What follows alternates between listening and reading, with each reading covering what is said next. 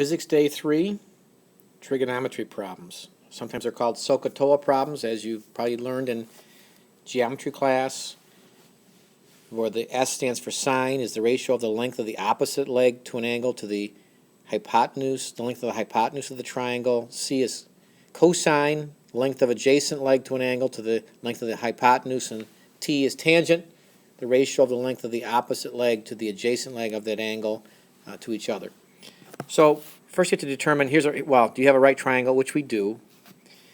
And if we look at this, the 42-degree angle, the 16.5 is the hypotenuse, which means we'll probably be using sine or cosine because those are the ones that use hypotenuse. All right, then the x, which we're trying to determine, is adjacent to the 42-degree angle, so that's indicative of cosine. So we'll be using cosine. In other words, we'll be using cosine. Now here's what I expect you to do on a test or in class, is write down the initial setup. In other words, I'd expect you to write this down. The cosine of the 42-degree angle, and I want it exactly like this, equals, and I want an equation, that means an equal sign. The cosine of the 42-degree angle is the ratio of the length, the x, over 16.5. You can put the units back in at the end. So I expect to see that. I'm going to circle that right now. That's not the answer.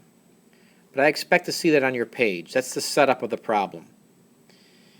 And make sure your calculator is in degrees, not radians, when you do these problems. And now I will let you just solve the problem. Basically what you'll be doing is multiplying both sides by 16.5. In other words, here's a step that you don't need to write down, but it would look like this. X will be equal to 16.5 times the cosine of 42 degrees.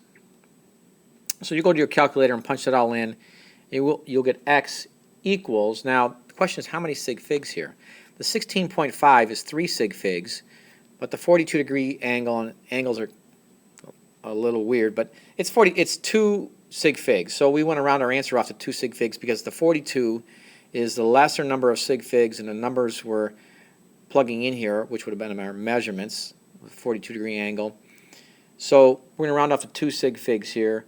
That comes down to 12 meters. Right, I'm going to jot down another problem for you to practice with. So set this up and solve for x, and then we'll check your answer.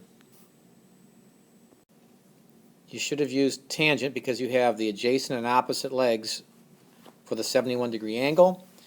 There's what I expect to see. The equation tangent of 71 equals x over 14, and then the x equals 41 meters. 2 sig figs because the two input values, or the minimum number of sig figs and the input values are 2 sig figs, so you round off to 2 sig figs. Next example. Let's set the problem up, determining whether it's sine, cosine, or tangent. If you look at the 16-degree angle, x is the hypotenuse, so that means it's either sine or cosine, and then the 7.25 is opposite the 16-degree angle, so we have the opposite leg and the hypotenuse. We'll be using sine. Alright, so what I expect to see on your paper is something like this. Sine of 16 degrees equals the ratio of 7.25 centimeters over x. You don't need to circle it, I'm just circling it because I want to see that on your paper. An equation, an equal sign with expressions on either side like I have, basically identical to that. Now this one's a little bit more difficult because of the x in the denominator of the fraction on the right-hand side. Essentially, if you go through all the algebraic steps, you can do this all in your head if you want to, but it's a little bit more difficult. You end up with this as your final step before the computations if you write down all the steps. 7.25 divided by sine of 16 degrees. Essentially, when you move the x over to the left-hand side, it becomes in the numerator, and the sine 16 goes into the denominator because when you move things around like that, those all follow the rules of algebra, and you get this equivalent statement. Anyway, then you just plug it all in your calculator, and 2 sig figs for the answer once again. Because of the 16 degrees, this comes out to be 26 centimeters. Circle that. So the two things in circles are what I expect to see. Here's another sample problem. Solve for x, show your work, and we'll check your answer. So you should have gotten 4.3 centimeters. Once again, I have the important work circled. That's what I expect to see. 2 sig figs because the nature of the given data is 2 sig figs. Here we have a problem where we're trying to find the angle given two of the sides. It's kind of like working the problem backwards. Once again, we're trying to find, determine whether it's sine, cosine, or tangent. If you look at the given angle, the two given sides are legs, the adjacent leg and the opposite leg, so we'll be using tangent. In other words, tangent of the given angle theta equals the ratio of the length of the opposite leg, which is the 13, divided by the adjacent leg, which is the 9. All right, you have to use the inverse function button on your calculator, which is usually in the upper left. And when you press that button, by the way, I'm going to require this on your homework, that statement. This next step is optional. It would look like this. Theta equals inverse tangent. It's written like this on your calculator. That's what it'll look like when you hit the inverse tangent button before hitting the tangent button directly. And then you will type in 13/9 and hit enter, and it will give you the answer for theta. Once again, make sure you're in degrees, not radians.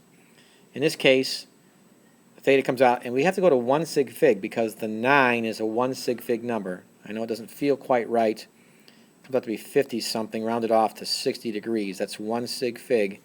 There's your answer. Let me give you another sample problem. Solve this for theta. So you should have used cosine for this problem, cosine of theta, because you have the adjacent leg and the hypotenuse set up like I have there circled. The answer comes out to be 64 degrees. All right, last example. Some might call this a trick question. It's not, but it's a little different. So just watch for this. It's actually one of the easier ones. This is just a straightforward Pythagorean theorem problem because we have two of the sides of a right triangle. This is just straightforward a squared plus b squared equals c squared. In other words, in this case, x squared plus 13 squared equals 18 squared, where 18 is the hypotenuse. So you can show extra steps. Well, once again, I want to see that step like that. Don't do any squaring yet. Write down the equation, and then you can skip all the other steps if you want, or write them down. But bottom line, don't forget to take the square root at the very end. In this case, I believe x comes out to be 12 inches, rounded off to 2 sig figs. That's all I need to see. Like I say, if you want to put extra steps in there, more power to you, but I need to see those 2 steps. Don't do any work, just write down the equation with the numbers, and then the answer is fine. One more final sample for you to do. So here you go.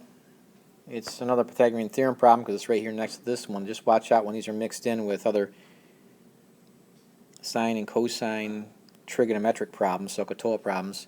But it's just, well, go ahead, you try it, and then I'll show you the solution. So the final answers, and once again, in the blue is what blue circles is what I expect to see. A 1 sig fig answer because 5 and 8 both are 1 significant digit. But if either one of them is 1 sig fig, the answer should be 1 sig fig. All right, we'll practice more in class.